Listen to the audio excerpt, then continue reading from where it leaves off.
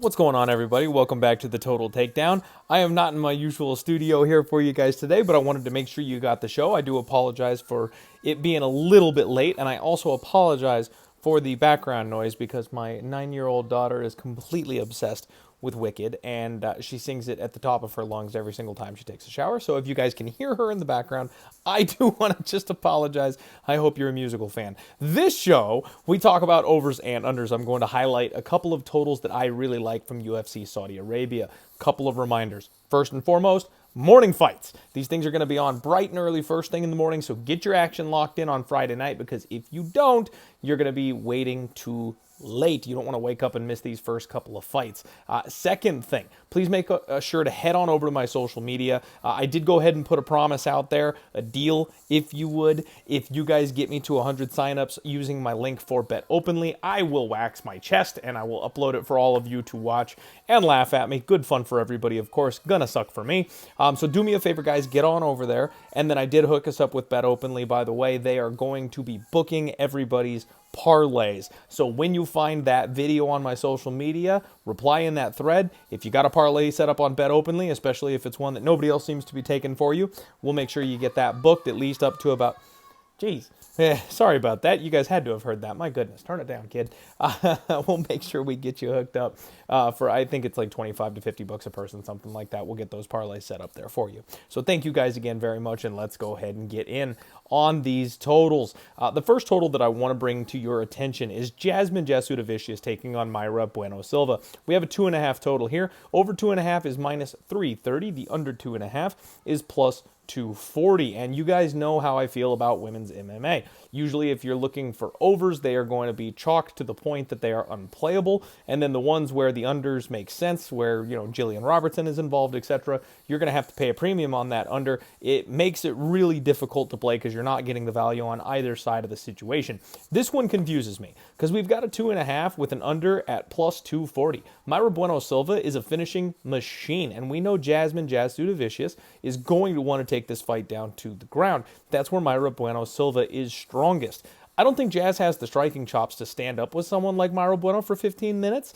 And so if she can't stand with her for 15 minutes, she's going to have to use her grappling. She's going to have to rely on her cardio. And if she gets into dominant positions, this girl is a menace. She looks for submissions. She looks for ground and pound. She's got nasty elbows. She's got some serious heat on all of her weapons. And that's the type of thing that will make someone like Myra Bueno Silva quit. So I think just this is going to be an absolute car crash. Silva dropping back down a weight class for the first time. She's either going to be improved because she's now got a size and a strength advantage, or she's going to have worse cardio issues than she did before. So I think the finishing upside for this particular fight is just through the roof.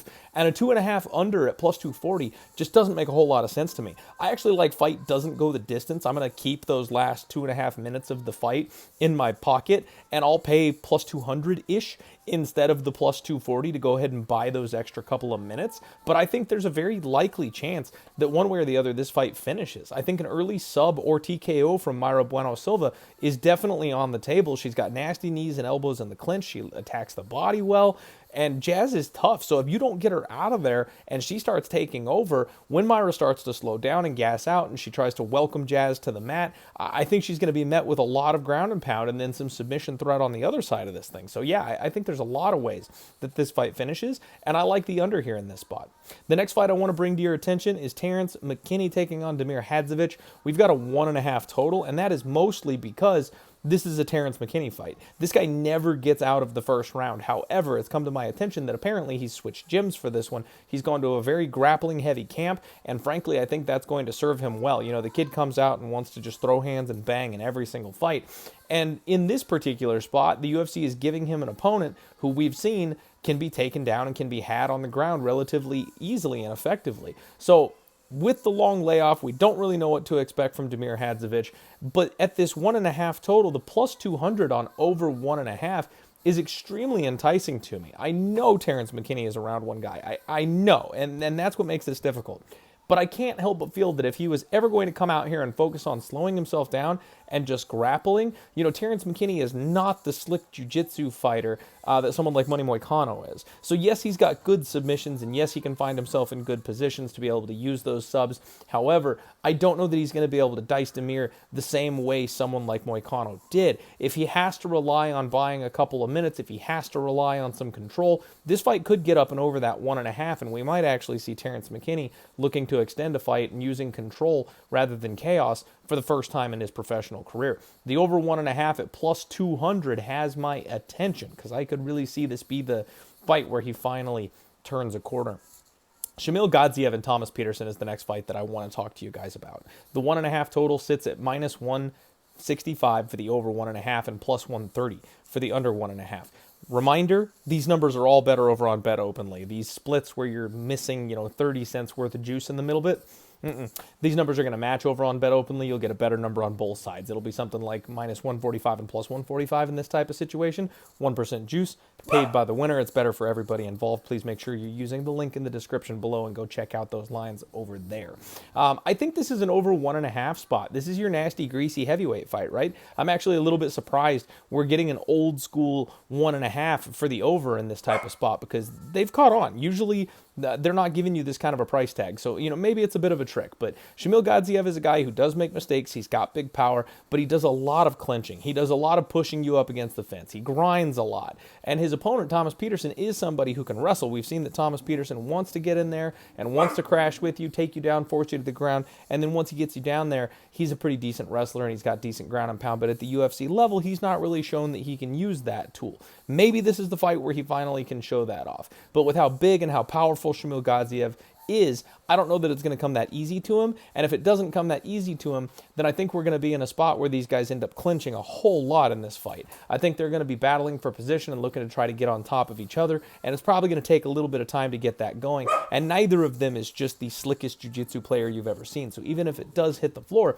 it's not necessarily over the second their butts touch the ground, right? So I kind of think the over 1.5 at a minus 165 price tag is relatively generous. I think that's a number that you can absolutely get to in this kind of a fight.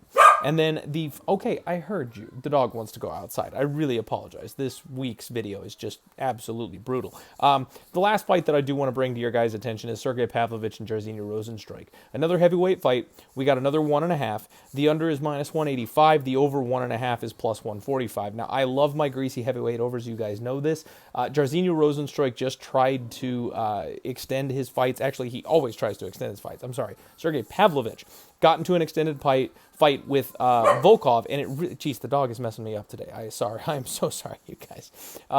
It didn't end well for him. He got jabbed up, he got picked apart, but that was taking on somebody who had a reach advantage on him, somebody who knows his tendencies, somebody who's high level and knows how to keep that range and that distance. The last time we saw Jairzinho in a spot like this, where his opponent was just a massive, legitimate heavyweight, somebody much larger than him with a reach advantage on him, that was Francis Ngannou, and he got absolutely nuked. I don't think Jairzinho is going to have the athleticism and the speed, and being at the reach disadvantage, I don't think he's going to be able to keep Sergey off of him the way that he would like to. So what I think we're going to see here is kind of a classic Sergey Pavlovich, where once he finds his opening, he's going to go, and then one of these guys from that point is going to go down. I kind of like the under 1.5, and I don't mind laying a little bit of chalk to get there. That's the total takedown this week, you guys. Do me a favor, hit the like button and subscribe, please, if you haven't already. I promise next week's total takedown is going to be a little bit cleaner than this one. We'll see you tomorrow for the undefeated post weigh-in show. Let's roll.